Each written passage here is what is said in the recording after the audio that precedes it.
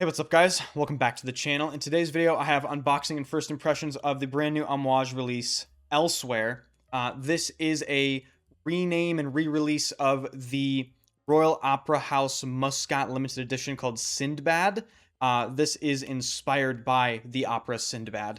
The marketing for this is like some crazy weird stuff with like a giant bottle on a boat, and it's all a bit much in my opinion, but I was interested in this fragrance, number one, because it's Pierre Negrin that perfumed it, and number two, heard great things about Sindbad from multiple friends who I know, have really, really good taste and taste that's similar to mine. So I figured I would pick this up. Never smelled it. As you can see, it is sealed. So without further ado, let's see what Elsewhere is all about. Just gonna break open the packaging here. It's very nice packaging. I think the initial release of the trio being Reasons, Luster, and Outlands, when people saw the pictures of the bottle online, understandably, people thought the bottles looked really bad, but having handled these bottles in person, you really need to see them in person. They are actually very, very nice. Then we have this little inner coffin here, and finally the fragrance inside of it. Ooh, I like the color they went with. So here it is, Elsewhere. Beautiful, like, not Tiffany blue, but like a really nice blue they went with. And then on the bottom here, you can see every single one of these has a different engraved plaque, allegedly done by a watchmaker. So this one appears to be some sort of compass. Beautiful, actually. It's really, really beautiful. Okay, see what this is all about. This is just going to go directly on skin. I really don't remember what people said about it, but I remember at the time being like, yeah, I'm going to buy that whenever it's available. So let's see. We'll just go heavy 2 sprays on the skin.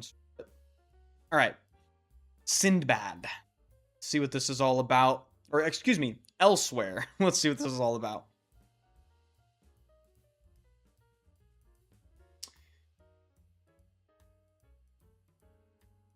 This is Guerlain Tobacco Honey. Well, hold on. Wait, hold on.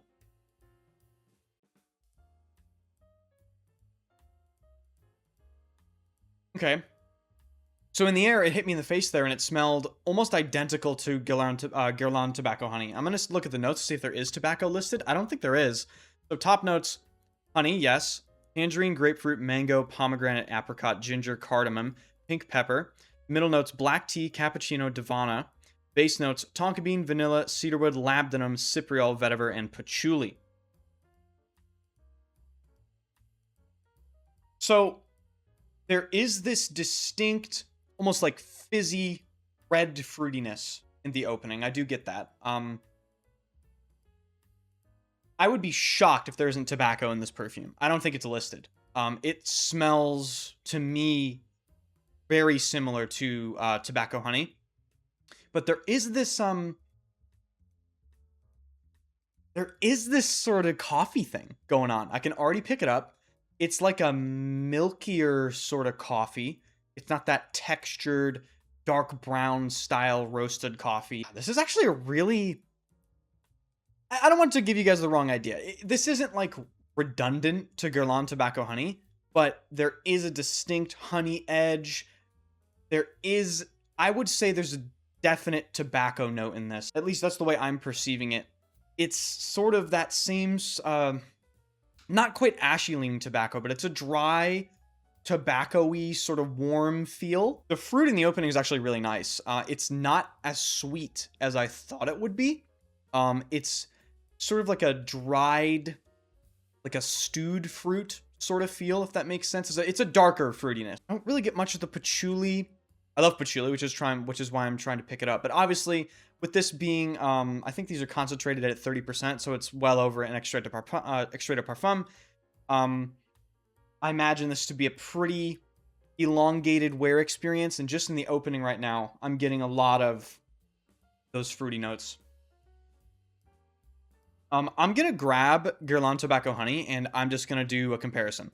All right, so I actually own Guerlain Tobacco Honey. As you can see from the dent, I mean, that doesn't look like much, but this perfume's very strong, so I've worn this quite a bit.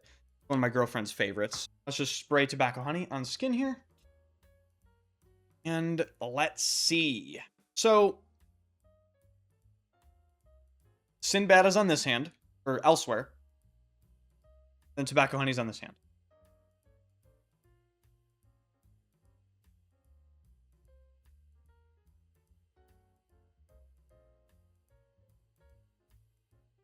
They are definitely in the same ballpark. To me, there's absolutely no doubt in my mind. I mean, you saw it on video, the very first spray, as soon as it hit me in the air, tobacco honey. Like, this is the first thing I thought of. Elsewhere is fruitier. It has that milky coffee sandalwoody thing, but the honey tobacco thing going on is 100% in Elsewhere. Whereas in tobacco honey, it's more simplistic. It's more of like a readable scent, if that makes sense. You have this much sweeter honey in tobacco honey, much more in your face, and then the tobacco is sort of this. It's similar to how it is in Elsewhere, actually. It's this sort of warm, slightly ashy, very friendly, approachable tobacco smell. It's not like something like, you're familiar with the brand Parfums d'Empire. They have a fragrance called Tabac Tabou. It isn't like that where it's green and it's sweet and it's sort of like this fleshy vegetal feel.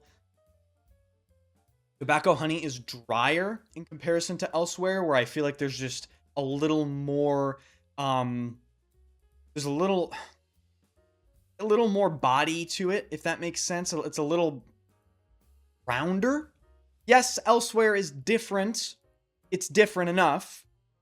But again, when it comes down to use case scenario, you would reach for both of these in the same sort of situation. Yeah, I'm kind of surprised, to be honest with you. I didn't anticipate Elsewhere to smell like this.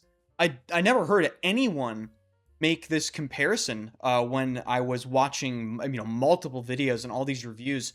Nobody mentioned any similarity between Sinbad and tobacco honey. So it makes me wonder if Sinbad, the original, is different than Elsewhere. Because I've never smelled the original perfume.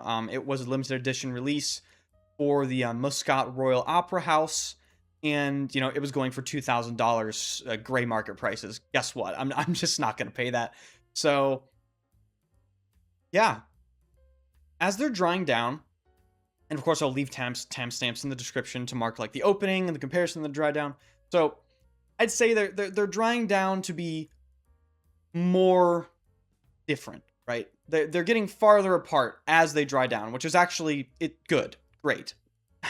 Elsewhere still has this dried fruit stewy quality to it in the opening.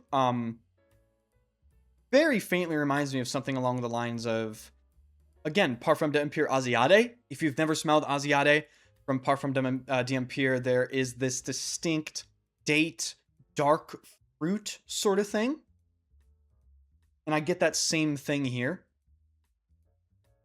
And I don't get that at all in tobacco honey. Like I said, this fragrance is much more simplistic, in your face with how, with the idea. Like, the name is what you smell, tobacco honey, right? Yeah, so there it is. That is unboxing and first impressions on Amouage Elsewhere. I definitely don't regret the purchase. This is beautiful. Very nice. It's probably, if I just had to rate the essences immediately, just off memory and experience, I would probably say the Elsewhere is up there with Luster and Reasons and Reception for me as the best essences. I know there's Line 618 and Remain in Sequence, but those, to me, they didn't try at all with creativity. Whereas this, even though it's, in my opinion, comparable to Guerlain Tobacco Honey, it's certainly different enough for it to be its own standalone thing. So maybe I won't sell one, even though I would reach for these in the same use case scenario. All right. Unboxing first impressions. I'll, of course, have a review up on the channel eventually for Amouage Elsewhere. If you want to see that, definitely subscribe to the channel. hit the like button and let me know if you bought this, if you've tried it, if you're interested, or if you're turned off by what I said in this video. But I just want to end this video with another emphasis. These are definitely different. Okay, they do not smell identical. In the air, they are definitely distinct. So yeah, appreciate you guys watching, and I will see you guys in the next video.